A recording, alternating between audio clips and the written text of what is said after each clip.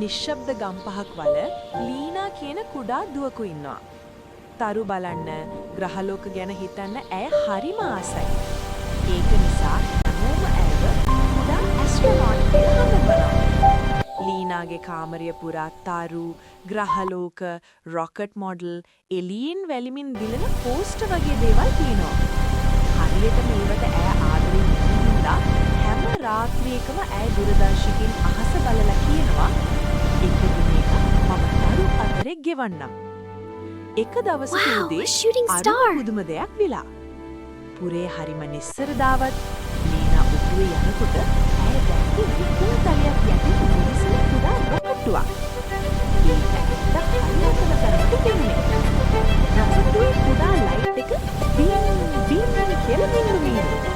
ඊට පස්සේ රෝහණ කියලා හෙලෝ ලීනා නුඹට යාත්‍රාවට යන්න ඕනද? ලීනා හරිම සන්තෝෂව ඔව් මම තවද යන්න ඕනේ කියලා හැරෙනවා. ඇය තමයි කුඩා ඇස්ට්‍රොනොට් කවුන්ටරේ හරි කරලා රොකට් එකට ඇතුළු වෙනවා.